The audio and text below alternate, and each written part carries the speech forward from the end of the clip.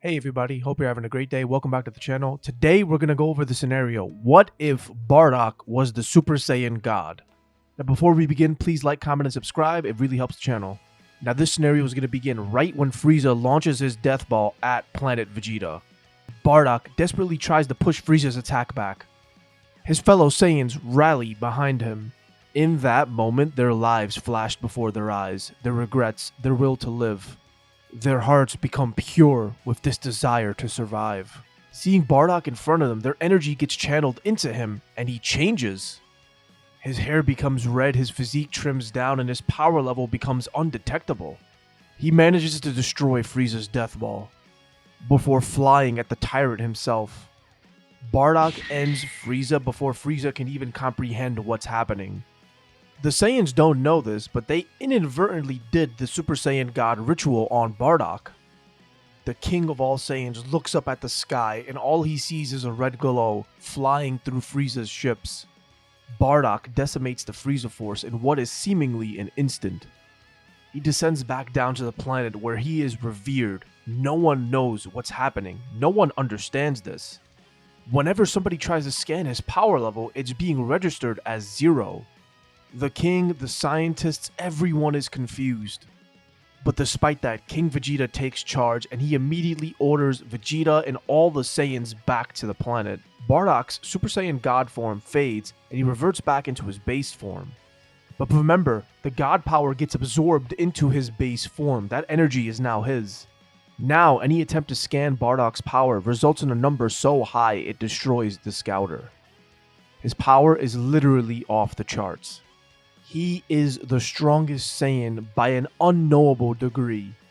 Now King Vegeta knows word of this will travel very slowly because Bardock destroyed everything, but eventually King Cold will realize what happened. And he will want vengeance for his son.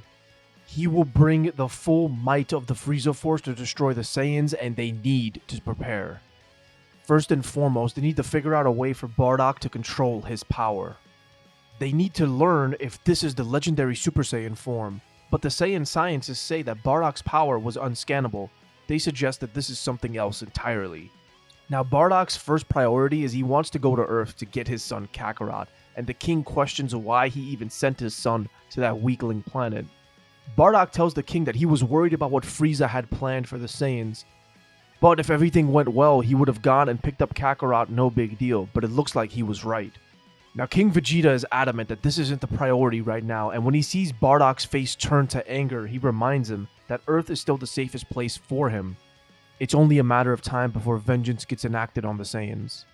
As of right now, they need to prepare planet Vegeta for war. Now Bardock is able to convince Gine of this plan on waiting for Kakarot. So some of the events of OG Dragon Ball will take place during this what-if scenario. Now Bardock's main goal is to regain this red-haired form. But for some reason he can't access it, despite fighting against the strongest Saiyans on planet Vegeta, which are the King Vegeta and Prince Vegeta. Even in their Great Ape forms, their power is nothing to Bardock, and he nearly kills them because he doesn't know how strong he really is. Because remember, again, his base power is at a level that's unsurmountable at this point in the story. Now something interesting continues to happen because when the King and the Prince return from their healing pods, their power levels continue to skyrocket. Now the Saiyans knew about Zenkai boosts, but in their culture, high-ranking and low-ranking Saiyans are determined by their birth power levels. However, they didn't realize the benefits of training amongst each other. They relied on combat for their Zenkai boosts. Now realizing this, the king understands in order for the Saiyans to survive, they have to swallow their pride. They have to keep fighting against Bardock to the point where they nearly die every time. There's no way they'll be able to grow fast enough without this. Bardock represents this insurmountable power that the Saiyans have to overcome, and while he continues to try to access his Super Saiyan God form, the king and the prince continue to try and defeat him. Vegeta's squad rotate in and out sparring with Bardock, Nappa, Raditz, Vegeta, the prince, and several other elite Saiyans. They will continue this experiment for as long as they can. Now, despite months going by, Bardock is still unable to find the trigger for the Super Saiyan God transformation. But one day, while sparring, the king and the prince launch a massive Gallic gun attack at Bardock. And after months of consecutive Zenkai boosts, Bardock actually has to defend against it. The sight of this attack reminds him of the desperation he felt when Frieza launched his death ball. But then he remembers the calm that suddenly came over him, the cooling internal pressure of his energy in that moment. The God Ki floods out of Bardock and he actually manages to transform. Meanwhile, back at King Cold's planet, he realizes that something is up when the Saiyans and Frieza have not checked in. Now at this point, Vegeta, King Vegeta, Raditz, Nappa, all their power levels are over 100,000. They are unrecognizably strong, however they still don't have full control over their ki. Bardock has actually learned how to lower and mask his ki by having the scientists continually scan him. Now all the elite Saiyans that Bardock spars with also gained this ability. But none of the Saiyans can sense ki without their scouters just yet. Now King Vegeta has a plan, so when King Cold descends, the Saiyans will lie to him. King Cold asks King Vegeta where Frieza is. And the king tells him that once Frieza ordered all the Saiyans back to the planet, he never arrived to tell them what to do. He even shows him the scouter records showing that Frieza's last communication with them was this order. The Saiyans have just been waiting around, and Cole is super irritated. But once he scans their power levels, he actually sees that they've gotten a bit weaker since he last saw them, meaning they probably have just been sitting around. But this opens up another question: where would Frieza have gone? Now when Bardock destroyed Frieza in the Frieza Force, he left no evidence. His blasts obliterated everything. Now King Cold realizes perhaps Frieza went hunting for the Wish Orbs. Maybe he found the lead on where they are and just took off. Cold decides to leave the Saiyans, but before he does, he asks if Frieza mentioned any Wish Orbs or anything. King Vegeta doesn't know and says as much, and Cold leaves the planet. The Saiyans can't believe they actually got away with it for now. But this is when Bardock tells King Vegeta about his time on planet Cereal, and how there was a wish-granting dragon. How he met Monado, who asked what wish he wanted, and he told him he wanted his sons to thrive. And based on this description, they realized that Monado was actually a Namekian. Now, they don't know what to do with this information just yet because they don't know what King Cold is going to do. They make plans to visit the Namekian homeworld soon, but all they can focus on is training. Now, of course, King Cold is going to go to Namek, but the Saiyans don't know about it. Him and his army are easily able to conquer the Namekians, and when they summon the dragon, he makes a wish for his son. But Porunga tells him that Frieza is dead. Now this is when Cold gets furious and wishes Frieza back to life. Now Frieza is going to tell his father all about the Saiyans and that red-haired transformation. That the energy he felt emanating off of the Saiyan, he could never defeat him, even in his final form. That they need to find a way to push further beyond if they stand a chance against the Saiyans. Now the father and son duo go to the Frieza Force planet Vegeta recovered on in DBZ, and the two begin their training. Absolutely disgusted at the thought of having to put effort into destroying these monkeys. Now shortly after, Bardock has mastered the Super Saiyan God transformation, to the point where he can go in and out of the form. Now the rest of the Elite Saiyans actually reach power levels so high that Bardock has to put in effort when he's sparring against him. A very minimal effort, to be fair. And eventually they reach the point of diminishing returns, and once they reach this point, they decide to go to the planet Namek. And when they arrive, they see the Namekians rebuilding their nearly destroyed home world. Once they realize what happened and that Frieza has been brought back, King Vegeta asks how long it's been since they left. The Namekian elder says it's been about a month. That they flew off in a hurry and they pointed in a direction.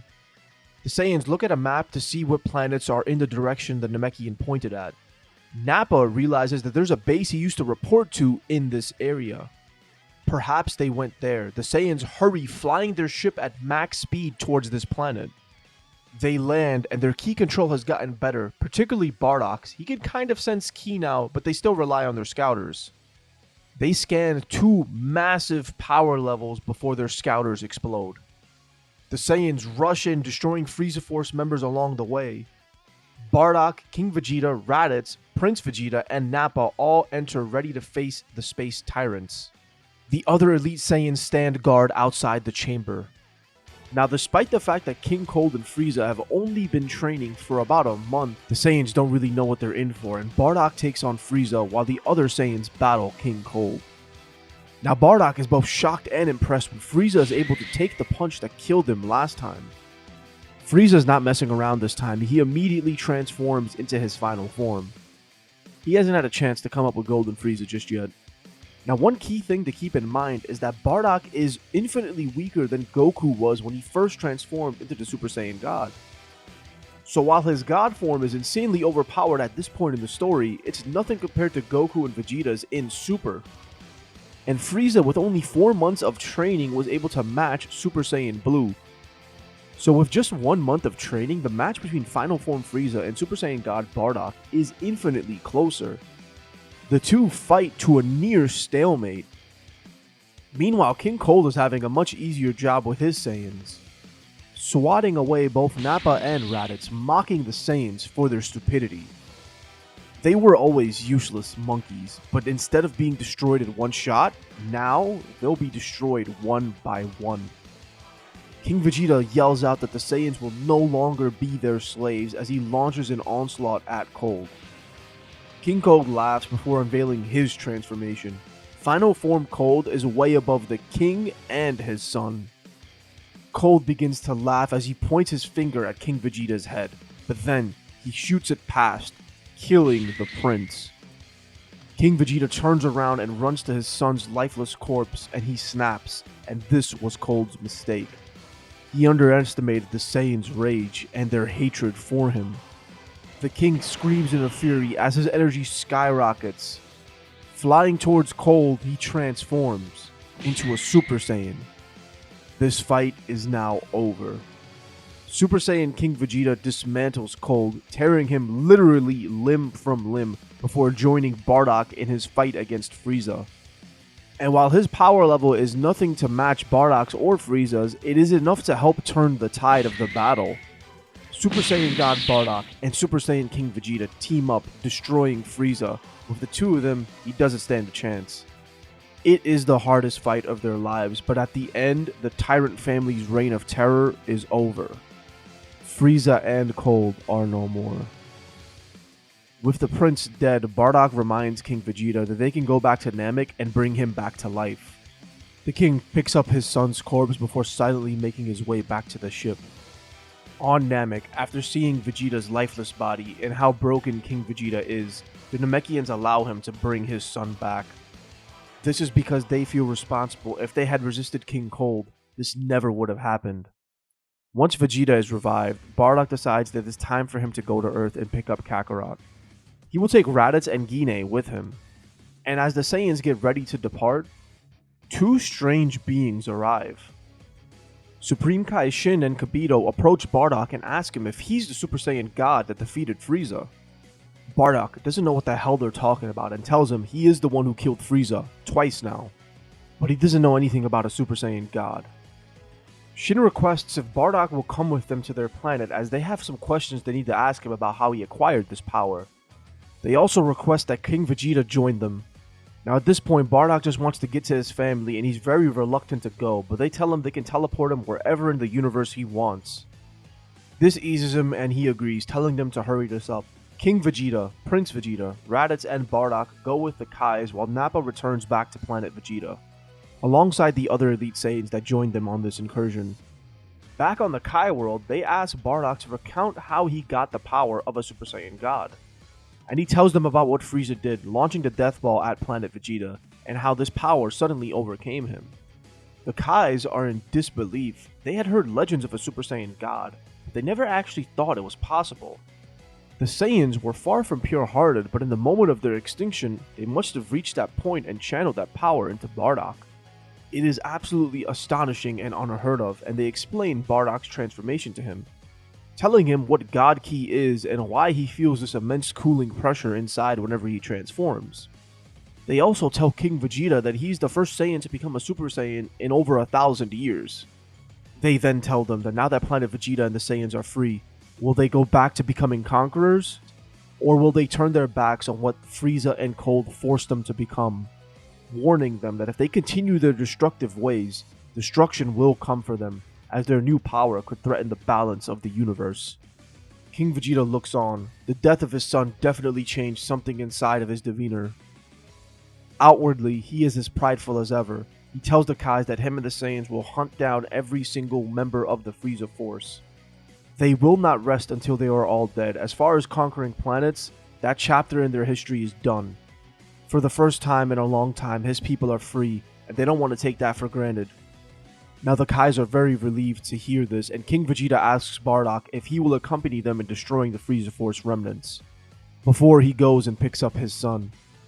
Bardock reluctantly agrees because he wants to destroy the Frieza Force once and for all, but only after him and Gine go to Earth and visit Kakarot. He wants to make sure his son is okay. The king agrees and allows Bardock to go. He also realizes that he's going to need more powerful warriors to train the Saiyans with. He can't rely solely on Bardock anymore. He's become unimaginably strong, and he decides he needs to correct the mistake he made. The king travels to Vampa with his elite guard, recruiting Broly and Paragus back into the fold of the Saiyans. Now Paragus is still pissed off, but since he was exiled for a relatively short amount of time compared to canon, it's not as bad as it was. And with the Saiyans near extinction and the king's offers to personally make amends for his mistake, Paragus is willing to hear him out. The king offers for Broly to train alongside his son to help him control his power, allowing Broly to be the Saiyan elite warrior he was meant to be. Paragus accepts this and returns back to planet Vegeta. The father and son motif is going to be very heavily played in this What If. Now when Bardock, Gine, and Raditz arrive on Earth, they scan for Goku's power level and they find him training alongside Master Roshi. They approach and Gine calls to him, but when he doesn't recognize them, she's heartbroken. He should remember them. They tell Goku the truth of his Saiyan heritage and that they are his parents, telling him that they had to send him away because of what Frieza was going to do to the Saiyans. Goku is happy to have family, and knowing how strong his dad is actually makes him want to train even harder. He's currently training for the World Martial Arts Tournament, and that's the only thing on his mind. Now, despite telling the king that this was merely a visit, Bardock actually wants to bring Kakarot back with him, and he offers his son to join him. Now, Goku wants to go, but he still has to finish training on Earth. He still has things he wants to accomplish here. Goku elects to stay behind, and he tells his dad that the next time he comes to visit him on Earth, he will be stronger. Gine actually wants to stay behind as well. She's not much of a fighter anyways, and she wants to spend time with her son. Raditz cries in the corner. And now with this, it allows OG Dragon Ball to progress mostly uninterrupted, and Goku is able to become the man he was supposed to be. He's actually much stronger than canon because Gine is with him, and with his father's power as a motivator, he knows truly how strong he could get. Bardock and Raditz return back to planet Vegeta, and the Saiyans begin hunting and destroying the Frieza Force. And while on this mission, they run into the Galactic Patrol. Most of the Saiyans still live for battle, so the transition into working with the Galactic Patrol just makes sense. They get to fulfill their basic Saiyan urges while also making the universe a safer place. It actually works out perfectly for what King Vegeta wanted for the Saiyans. Now one thing, as far as transformations go, a lot of Saiyans do not have the power level required to become a Super Saiyan. But many of the Saiyan elite, the ones that have been training alongside Bardock and the King, have been able to achieve it. There is literally an army of golden-haired warriors, and with the Saiyans understanding Zenkais more thoroughly, sparring and healing continues to raise their power exponentially. Now the process of liberating the universe from the Frieza Force actually takes much longer than expected, because Frieza's empire has literally spread all over the universe. Even with the Galactic Patrol's assistance, it still takes years to liberate them. And throughout this time, the Saiyans get viewed more like their Universe 6 counterparts, liberators rather than conquerors. And growing up like this, Vegeta and Raditz become much more like Vegeta was in Dragon Ball Super. Getting killed really humbled the prince. But the last of the planets get liberated shortly after the end of OG Dragon Ball, and Bardock makes his way back to Earth, accompanied by Raditz and the prince this time, who was sent on a very important mission by his father. Bardock senses Goku's power and lands near his house, where Goku is training. The father and son greet once again after years. Goku's grown up to become a man. Chi-Chi and Gine come outside with baby Gohan. Chi-Chi's jaw drops. Another Goku? Realizing who he is, she panics, quickly preparing a giant feast, before formally inviting the Saiyans in to meet Gohan. Bardock has a grandson and Raditz has a nephew. Bardock is glad that Goku and Gine are happy on Earth, and he tells them all about what he's been doing with the Galactic Patrol. How the Saiyans are actually helping clean up the universe. He's actually been spending some time on a planet nearby. It's called Yardrat. Kakarot will appreciate this because they have some very interesting fighting techniques there. He asks Goku if he would accompany him there, and now to progress the story forward, of course Goku is going to agree. He actually brings Chi-Chi and Gohan with him. Chi-Chi is excited for Gohan to learn about space travel and technology. The first Earthling to transverse the stars, she could get behind that. So the Saiyan family moves to Yardrat, and Goku begins training alongside Raditz and Bardock. A few familiar Saiyans also join. Now Vegeta actually stays on Earth to establish a galactic patrol base there. He meets up with an Earthwoman, Bulma, after being recommended by another officer, Chaco. Now Piccolo doesn't actually make his move against the Earth once he realizes how much stronger Vegeta is. He's actually horrified at how weak he is compared to Vegeta. Alright, so now during the time between what would be the Saiyan Saga and Namek Saga, Goku's on Yardrat. And this is where Goku and Gohan grow immensely strong. Training alongside Super Saiyan God Bardock, Broly, and Raditz, they begin really far behind, but you know the Saiyan genes, and Goku, he's slowly but surely gonna catch up. And while on Yardrat, Goku and the Saiyans are learning techniques like the instant transmission and forced spirit fission. Mastering both of these techniques will make the Saiyans even stronger. Now, growing up in an environment where fighting isn't looked down upon, Gohan's natural potential is allowed to flourish. And his real power astounds Bardock.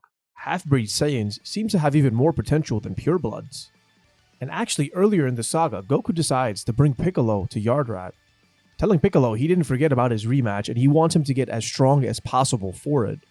It doesn't seem fair that he'd be able to grow all on his own. On Earth, Vegeta and Bulma have made their love connection, and she's actually already pregnant with his son Trunks.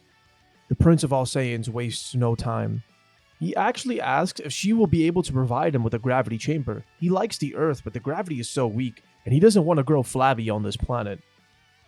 Now, throughout the years of this saga, Goku and his family frequently return back to Earth via instant transmission. And given how much peace is throughout the galaxy, the Saiyans don't see much action outside of sparring with each other. So they begin to look forward to the battles between each other more and more. Vegeta, Goku, and Raditz actually develop an interesting rivalry once Goku gets strong enough. Between the Zenkais, being around Super Saiyan God Bardock, and seeing how high a Saiyan's potential can be, it's fair to say that Goku's going to be able to catch up relatively quick, especially given how strong his sparring partners are. Bardock is continually amazed at how much his son has grown and how he keeps digging deep inside himself to grow even more. Time progresses, and one day on Earth, Vegeta senses a strange energy emanating from the desert. It feels familiar, and he quickly travels there to make sure it's not a threat. He's on guard when he sees a young purple-haired boy standing there confused. Vegeta approaches the young man, who upon seeing him rushes into his arms, giving him a hug. Future Trunks hasn't seen his father in a while, and he begins to emotionally break down as he tells Vegeta everything. How in 3 years an apocalypse will come to Earth, killing all the Saiyans. That he is his son, Trunks, from this future timeline. That the android menace will come and they will attack and destroy everyone and everything. That their power will be unrivaled, even the Saiyans in the Galactic Patrol will fall against them. That when Trunks was young, they killed Vegeta, Bardock, Broly, Goku, Gohan, everyone. After building a time machine, future Bulma sent Trunks back in time to warn them and to prevent this horrible future from happening. Vegeta is very fairly overwhelmed by this information. He doesn't know how to process it. His son was just born, and his name is Trunks, and he does have purple hair. He questions everything, but when he senses Trunks' energy, he realizes that he is telling the truth. All he can do at this point is look at his son and tell him that this future will not come to pass. Trunks is relieved, and his original plan was to return back to the future before coming back to the past 3 years later. But Vegeta urges him to stay and train alongside them, what Trunks should have done in canon, to be honest. Vegeta immediately alerts Bardock and Goku on Yardrat. The two Saiyans, along with Broly and Piccolo, travel to Earth. Now sidebar, Piccolo has softened here. Remember, it's been a few years since the end of Dragon Ball. He's been training on Yardrat with Goku, and alongside the other Saiyans, realizing how far behind he really is humbled him a bit. And of course, him and Gohan are going to have a connection as well, so this also softens his resolve. He still wants to be the best, but as far as being evil goes, after seeing the Saiyans and how they fight for the galaxy, He's not really that evil anymore. Goku also gathers the human Z-Fighters. Vegeta briefs everybody and tells them that this future cannot come to pass. That if these androids can wipe out the strongest Saiyans, they threaten the entire universe. Vegeta alerts his father about the incoming threat as well. King Vegeta requests all the Saiyans return back to planet Vegeta to begin their training immediately. But Prince Vegeta suggests that Earth is a better training environment for them. That he will handle this problem, he promises. Now little do the Saiyans know that the reason these androids were so strong is because of Bardock himself. Gero was taking samples and measuring all their power levels. These androids individually have god-level power. It just makes you wonder how powerful Cell would be in this verse. During the 3 years, the Saiyans train and break their bodies to push beyond their limits. Bardock, Goku, Vegeta, Raditz, Gohan, Future Trunks, and Broly all push beyond Super Saiyan into Super Saiyan 2. With all the Saiyans together, their training is impeccably efficient. Vegeta's even brought in healing pods from planet Vegeta, the most advanced ones yet, healing the Saiyans after each battle within only a few hours. Bardock wants to focus on harnessing the power of the Super Saiyan God even more. He actually wonders if there's a way to combine Super Saiyan with this God form, and he works on it to no avail. That is until he remembers about the Supreme Kais. They knew about God Ki. Perhaps they could help him achieve a level beyond. Using instant transmission, he tries to sense where the Kais are and heads to the Kai world, telling them about the android threat on Earth. Now, as the time progresses, Bardock spends his time training with the Kais to better harness God Ki.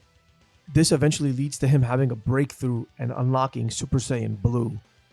Realizing the power he now has, Bardock decides that the best course of action will be for everyone to unlock this power. He wants every Saiyan on Earth to become a god like him. He brings the idea to Goku and Vegeta and they are ready, but they don't really know where to start. After using his brain, Goku realizes they can just ask Shenron. The Eternal Dragon has to know everything, and after learning the Super Saiyan God ritual from him, they perform it. Every Saiyan now has the God power in their base form, and they will spend the remainder of the time trying to get a handle on this new transformation.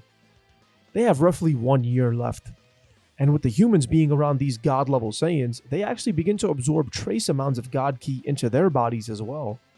Now the day of the android attack comes, and the Saiyans are more than ready. Even the humans could handle them at this point. But when the confrontation happens and Trunks sees them, he's confused. These are not the androids that terrorized his future. One is fat and the other looks like an old man. What's going on? Goku and Vegeta quickly dispatched 19 and 20. And Goku doesn't have his heart virus attack here. His intense training over the 3 years caused it to happen earlier. His symptoms manifested in around year 2, so he took the medicine and he's all better now. With the androids 19 and 20 destroyed, the fighters are confused as to what to do. Vegeta calls Bulma and asks if she can identify where these robots came from. And after returning their bodies back to Capsule Corp, Bulma realizes that this is Dr. Gero, the head scientist of the Red Ribbon Army. He had a base somewhere in the mountains, but Bulma doesn't exactly know where it is. While she rushes and looks for it, she receives a distressing call. Someone's found a machine with the Capsule Corp logo on it. And after receiving a picture of it, Trunks realizes that this is his time machine. But how can that be? His mother only invented one. Trunks' mind boggles at the possibilities. He was going to go check it out, but before he could, all the Saiyans sense 2 massive energy spikes. They don't know it, but Perfect Cell has just been born, and this is going to be the strongest version of the menace yet. The Saiyans all rushedly fly over, sensing the malice in this ki. It also seems eerily familiar, and when they land, they are greeted. Cell is the strongest version of this monster yet, and his ego is even greater. When he attains perfection, he is baffled at his own strength, telling himself the good doctor really outdid himself. Now this isn't like the energy he expected to gain. There's something intense about it. He feels a pressure that he can't explain. The Z-Fighters arrive and Cell greets them. Bardock steps forward and Cell smirks. "Ah, good of you to join, Goku. You see, the doctor wanted me to personally destroy you," he says. Cell then realizes, wait, that's not Goku, as he sees another Goku standing behind him. "Who are you?" Bardock, with a stoic expression, says, "I'm the one that's gonna kill you, android." Cell starts laughing out loud. A weak Saiyan like this is no challenge for him. None of the Saiyans are. You see, with all the God Key DNA inside of Cell, it makes him an unbeatable enemy. He sees Trunks and says, "Oh, Trunks, my friend, it's been a long time." He tells them how he killed Trunks and stole his time machine because he destroyed the androids in his future. Cell explains that he's from the further future of Trunks' timeline. The androids that plagued them were merely batteries for Cell's power, stepping stones. They're a part of him now. Cell's body hungers for battle, and knowing how strong he is, he lunges straight at Bardock. The two begin their clash, and Cell doesn't know it yet, but he's holding off Super Saiyan God Bardock in his own base form. Cell hasn't accessed all of his power yet. Bardock doesn't have a choice. He has to transform into Super Saiyan Blue because he's barely getting Cell to react. Once Bardock ascends to Super Saiyan Blue, their battle begins to shake the very planet. Cell's energy is absolutely ridiculous. Now Vegeta is not going to stand by and watch Bardock get killed, neither will Goku. The two of them transform into their god forms and join the fray. Future Trunks also refuses to stand by and watch as everybody fights his battle for him. Gohan, Raditz, Broly, and the Z-Fighters watch, waiting on to support when they're needed. While Broly has achieved the new form, his legendary Super Saiyan state, he can't fully control it yet. It's the nuclear option for them. With 4 Super Saiyan gods attacking him, Cell begins to get pushed back, but it's not enough. His power begins to rise as he gets angrier and angrier. He reaches his true perfect state. His energy becomes red and his color changes as well. Super Saiyan God Cell is born, and it's absolutely terrifying. A deadly combination of all the Saiyans' strength, their hard work, combined with the regeneration of Piccolo. And while this version of Cell doesn't have Frieza's DNA within him, he has something much worse. Broly. The untamed power swirls within Cell, and when he flares his ki, all the Saiyans go flying back. There's nothing they can do, and everyone begins firing ki blasts away, but they can't make it through Cell's energy. He's on a completely different level, and Vegeta contacts Bulma. Warning her about what's happening, he tells her to contact the Galactic Patrol immediately, and to tell his father what's happening here. Realizing what might happen, he tells her to get off-world with Trunks. Go to planet Vegeta, Yardrat, Namek, just leave the planet now. Bulma quickly grabs everything she can, her parents, Trunks, and they take off for Namek. She knows they'll need the Dragon Balls based on what Vegeta sounded like. Cell's energy continues rising and rising, pinning the Saiyans down, leaving them on their last legs. They summon all their strength. They all charge up their special attacks for one last beam, one last chance, because if Cell's energy continues spreading, it'll destroy the planet. The Z-Fighters and Saiyans fire their desperate attack, and it looks like it's breaking through, but all they hear is chuckling, and then their attack and their bodies get enveloped in Cell's energy.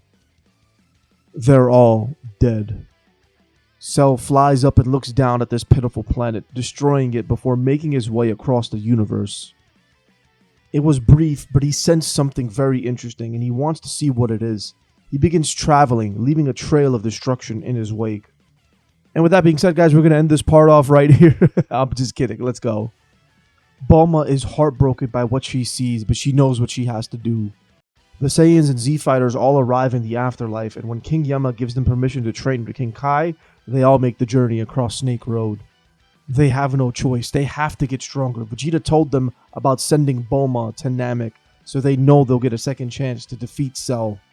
If they don't, he will destroy everything. Goku's relieved that Chi-Chi is still on Yardrat, but she's going to kill him for getting Gohan killed. The Saiyans and the Z-Fighters try to get as strong as possible under King Kai's tutelage. They have around a month before Bulma reaches Namek, which is around 1 year of Earth time training on King Kai's planet. Cell is on a path of destruction, heading towards a single planet near the edge of the universe. He arrives and is confused when he doesn't see anything resembling a civilization. The planet itself is quite small, and it looks like it's actually a home. He begins exploring it, and around the same time, Bulma reaches Namek. Now on Namek, sadly, Elder Guru has passed away. He has given control of the Dragon Balls to his eldest son, Elder Mori. And with these new upgraded Dragon Balls, Bulma brings back the Z-Fighters and the Saiyans. Bardock, Goku, Vegeta, Future Trunks, and Gohan are ready to fight. Vegeta has Broly, Raditz, and the rest of the Saiyans go to planet Vegeta to tell the king what happened. The Earth is revived, and the Saiyans ask to be sent to where Cell is because they can't sense his energy. Now Cell, on Beerus' world, is greeted by the god of destruction, asking who he is. Cell says he is perfection and he's looking for someone he sensed on this planet, someone with immense power. Now Beerus can sense the God Key within Cell and he's curious, but before he can do anything, the Saiyans magically arrive. Now Cell is perplexed, leave it to the Saiyans to find a way back from hell. Now Beerus is pissed, he's about to Hakai everybody for interrupting his nap. But Whis steps in, stopping him and telling Lord Beerus that he listened to what their uninvited guest said. Beerus yawns and rubs his eyes before he realizes, Saiyans? Shouldn't they be gone? He then looks on and senses God Key in all of them, even the little one. What the hell has happened while he was napping? Now the question on all the Saiyans' mind is, was 1 month with King Kai enough to defeat Cell? They realized they wouldn't be able to master all the techniques King Kai had to offer, and King Kai understood that as well. Instead, he focused on the fundamentals on teaching the Saiyans how to control their God Key better. He also brought in some guests to teach them some special techniques. The afterlife was in an uproar based on how many lives Cell was taking and destroying. They were desperate and the Saiyans were their only hope. Vegeta and Goku step up in front of Cell, moving towards each other, yelling, Fusion Ha! The two become one in a blinding light. Gogeta is born. And with this transformation, not only is their power amplified exponentially, this is only their base form. Bardock, Gohan, and future Trunks are ready to back up this fusion. They will defeat Cell once and for all. Cell and Gogeta lunge at each other and their fists clash, cause massive shockwaves all around. Bardock, Gohan, and Trunks launch Ki blasts and attack while Cell is off guard. And the second Cell is distracted by them, Gogeta unleashes a devastating flurry of punches. Cell is taken aback by the power of this Saiyan, and his frustration begins to turn into power. He begins to unleash more of his devastating power. God Ki begins flooding out of him. He quickly dispatches Gohan and then Trunks. Bardock manages to block Cell's speed blitz. He quickly transformed into Super Saiyan Blue, launching a huge counterattack at Cell. Cell manages to block it, but before he can fire back at Bardock, Gogeta steps in with another flurry. Cell has managed to increase his speed, so he dodges the attack. Gogeta flips out of range. Bardock and Gogeta charge beams at Cell, but Cell is 2 moves ahead. He jumps behind Bardock and lands a devastating kick, sending him flying towards Gogeta, who's forced to stop charging his beam. Gogeta stops playing around and jumps up to Super Saiyan Blue. Cell unleashes beyond 100% of his power and begins to charge a Kamehameha. His power growing to match Gogeta's, and the fusion doesn't have much time left. He charges a massive Kamehameha as well. The power these two are emanating begins to warp the space around them. Their beams clash and they're evenly matched. Bardock regains consciousness and sees the struggle. Trunks and Gohan start launching blasts at Cell, who is unbothered by them. But Bardock has had enough of this. He tries something that he's never attempted, and it might actually kill him. He goes Super Saiyan Blue and then begins focusing, shouting, Kaioken. The combination amplifies his power, but he can't hold it for more than a few seconds. He throws a massive Ki strike at Cell to throw him off balance, and it works. Gogeta has just enough juice left to fully overpower Cell in this moment, destroying the menace once and for all. Gogeta defuses the Saiyans successful, but now there's a whole other issue, as Beerus calls the Saiyans over. He asks which one of them is the Super Saiyan God. Bardock, barely able to stand, raises his arms and says he was the first. Beerus has Whis heal him so he can tell him his story. Bardock recounts how he transformed when Frieza threatened to destroy their planet, and Beerus is impressed with his power, and he tells Bardock he had a vision of a Super Saiyan God rising, that he would be the ultimate rival for him, and he tells Bardock to fight him now or he will destroy the Saiyans once and for all. Beerus also mentions that Frieza was acting on his orders to destroy the Saiyans. Bardock's confusion turns into fury as he transforms into Super Saiyan Blue. Now the fight between Blue Bardock and Beerus is really intense. He pushes Beerus way past what Super Saiyan God Goku did in canon. But it's not enough to stop the God of Destruction. Beerus knocks Bardock out. But Beerus is immensely satisfied. He's actually surprised at how well Bardock is able to handle the God Ki in his body. Now he tells the Saiyans that they were upstarts. They took their power and used it to upset the balance of the universe. That this is why he ordered Frieza to destroy them. And now Whis tells Beerus that the Saiyans have changed in recent years, and they have actually been helping the Galactic Patrol clean up the universe. They've effectively been doing Lord Beerus' job for him. Now honestly, at this point, I don't know how I could fairly continue this story in terms of threats.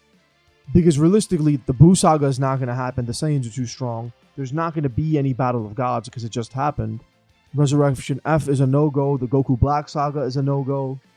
The Saiyans in this scenario are simply too powerful, and by the time the Tournament of Power comes around, they're going to win it with no difficulty. Now honestly, this was supposed to be a one-episode scenario, and it was supposed to be much shorter than my other what-ifs, but I honestly think the Cell Saga is where it got really interesting. So I decided to continue it past episode 1. And that's why I put so much emphasis on this part. But yeah, going forward, you can expect a bunch of different content on my page in regards to what-ifs, breakdowns, and theories. And if you made it this far, the scenario for April is going to be what if All Might was born in the Dragon Ball Z world? But please let me know what you guys think in the comments below, and don't forget to hit subscribe for more. Peace.